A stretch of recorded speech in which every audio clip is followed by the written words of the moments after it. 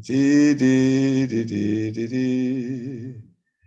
I die die dee da die. Dee dee dee dee dee dee. Dee dee dee dee. Da dee da dee da dee da die. Good morning, everybody. We hope you're well, and thank you for joining us on this beautiful day. While there is much to be done in the world, we have to learn Torah to keep things going. We are on a new chapter in our Sefer, chapter 41 in the Kitzur Shulchan Aruch, the laws of breaking bread, Alechem Gamor. So this applies to actual bread, Lechem Gamor, that's actual bread, Shu Mechamesh Mida Degan, which is one of the 5 species of grain, which we've discussed previously, but we'll remind ourselves, actual bread excludes bread, which would be pas haba bekinsin, which would be something that might, which we'll explain another time, various ingredients, or something that's not from the 5 kinds of grain,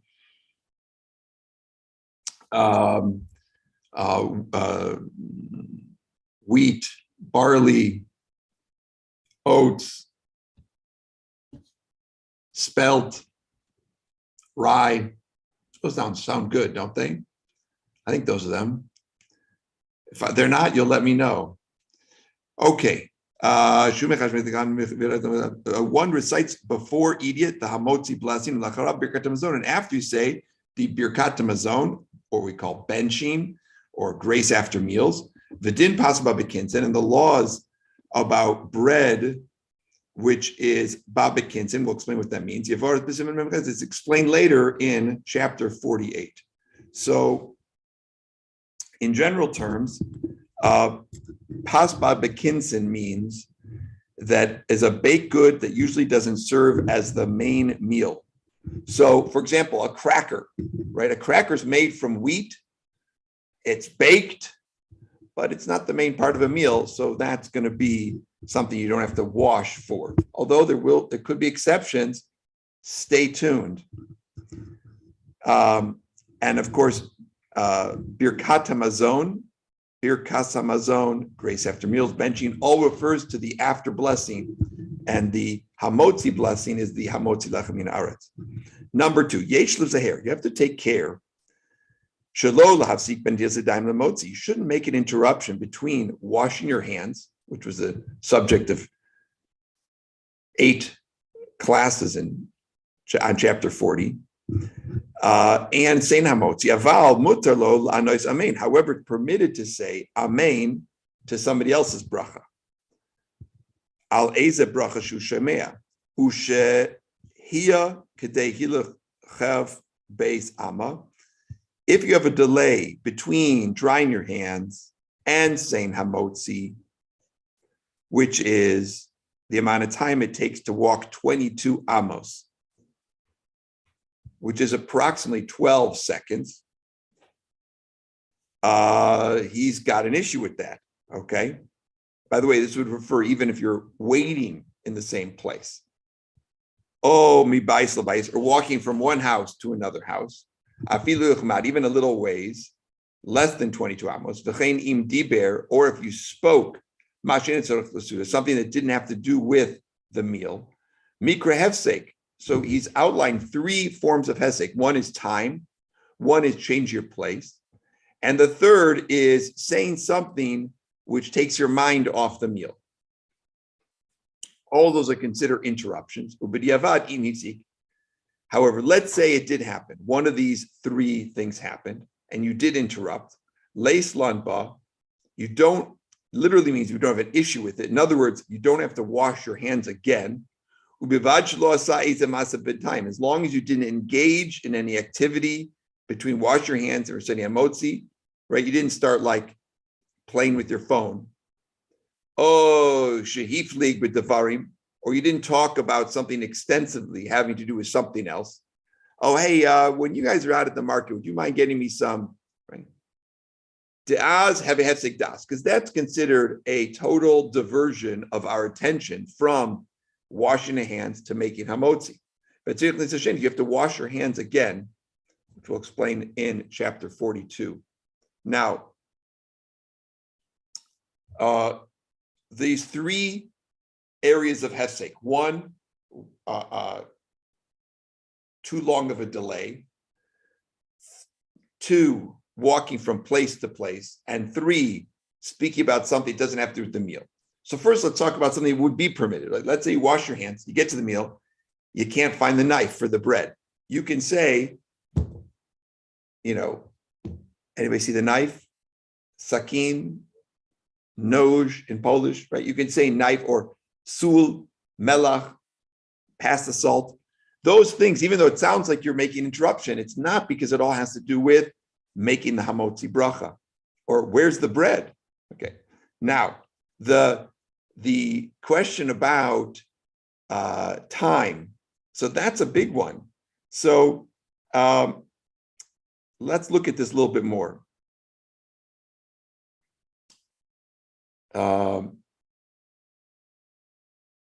If the interruption, if the delay is part of the meal, okay, it's not considered an interruption.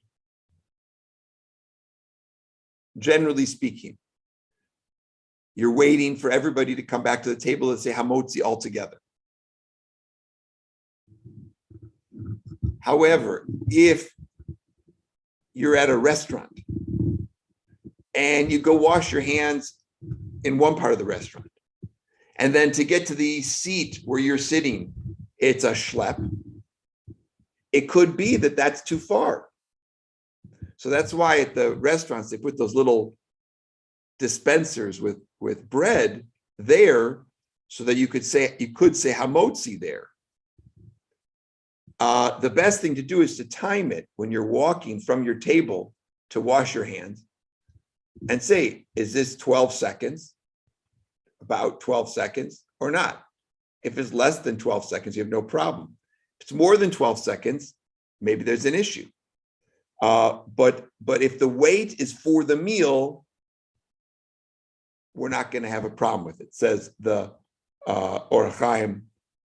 Or let's say there wasn't salt at the table. Now you're waiting for the salt to be brought to the table, or a knife or bread. But if you're making your own meal, right, and your phone rings and you answer it, even if you say, I'm sorry, I can't speak now, I'm having lunch, that's considered a hefsek, and you might have to wash your hands again. But as long, and also he doesn't like you to change places, you notice he says, right? You walked a short distance. Because the idea being that if you go from one place to one place after you wash your hands, from one house to another, right? We're not, in other words, not going from the washing location to the table, but rather some other kind of walking. So the kids are concerned that you're going to divert your attention from the holy job you have in front of you, which is saying HaMotzi. Number 3,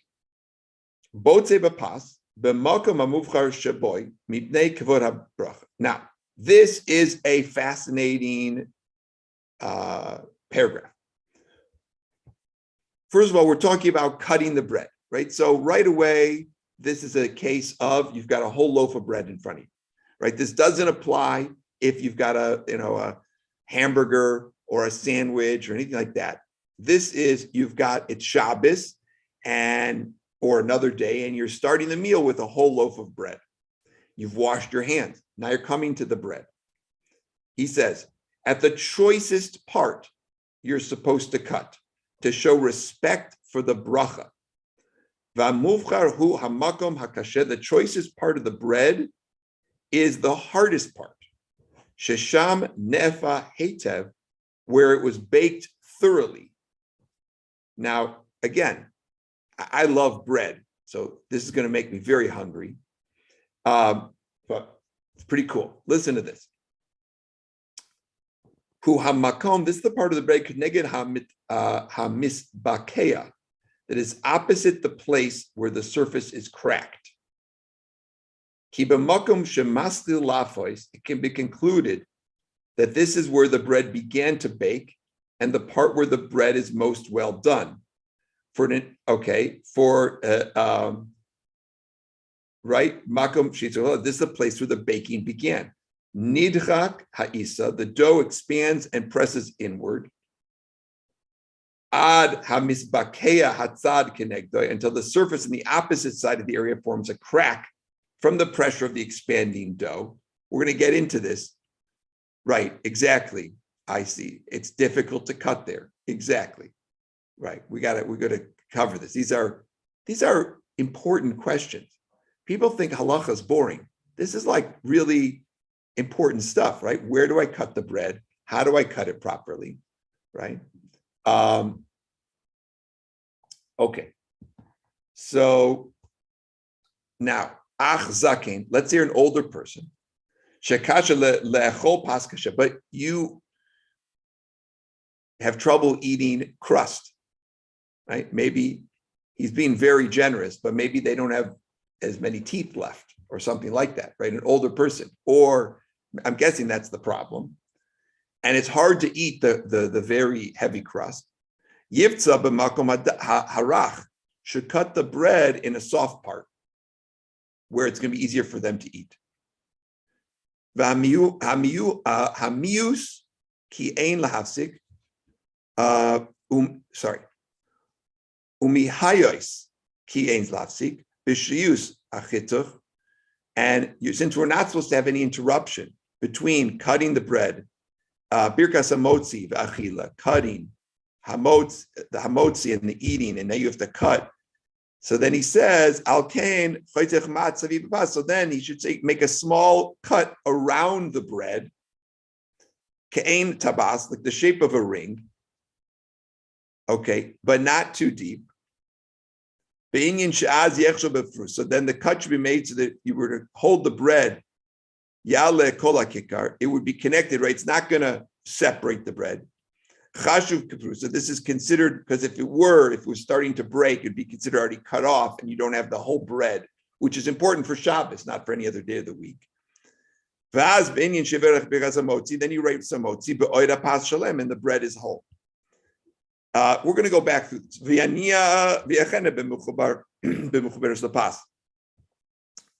He should leave the piece connected to the main part of the bread. Then he says HaMotzi. After he says HaMotzi, Yafridena, separate the piece. Tichle habracha, so the blessing is concluded. Be'od shapas shalem, while the bread is still whole. Right? You don't want to say HaMotzi while you're cutting the bread in half, which sometimes people they make that mistake. They're cutting the bread and saying HaMotzi at the same time. Then they end up making a bracha on a not whole bread, which again is an issue for Shabbos. During the weekday, it's less of an issue, but he clearly wants us to not do that. You shouldn't cut off anything completely before the bracha is concluded, because you want the bread as big as possible during the bracha. And ub'Shabbos, lo yachtach klal, because you shouldn't cut the loaf at all on Shabbos, adachar bracha, until after the bracha, kedei sheyat bikur shlemos mamish, so that the loaves are for sure whole, mamish. And then, by the way, in chapter 77, we're going to go into this more when we get to the halachas of the Shabbos meal. And even during the week, imhu uga daka, if he's eating a small roll, Yavara kodam, he should say the bracha before cutting it. Kevan she'az shavura, there's no difficulty in breaking the bread. Okay, we did a lot there. Let's go back over number 3. So first of all, that our bread today is not baked generally in the way that the breads were baked in the time of the Kitzur. Our breads are much more uniformly baked. We have better ovens, and so forth. And now I will say, though, if you get artisanal bread, or right, you're going to have you could have that really heavy duty crust. But generally, the crust on almost all the bread you're going to buy is more or less uniform. So this whole issue of finding the most well-cooked place is probably not going to be as much of a matter because the whole bread is of the same consistency. Okay. The Mishnah Berurah discusses this in chapter 167. He says you shouldn't cut it where it's burned. Okay, as well. So then the second part of this, well, additionally to this, he's talking about a time where you're sitting down for a meal with a whole loaf of bread that you're cutting up, which doesn't happen very often, right? Most of the time today, you're going to cut the bread before you start your meal and put out a few pieces if you've got a whole loaf, or you're just going to take a pre-cut slice of bread. So it doesn't come up. It really, really, really comes up the most on Shabbos. But he has this elaborate technique for preparing the very, very heavily crusted bread. And that's kind of cool. You just, kind of a ring around it so that when he goes to make HaMotzi, it's really quick. But we can't really do that on Shabbos. On Shabbos, we're worried even more about this cut. We don't want to have any chashash that it's not shalem, that it's not a whole bread.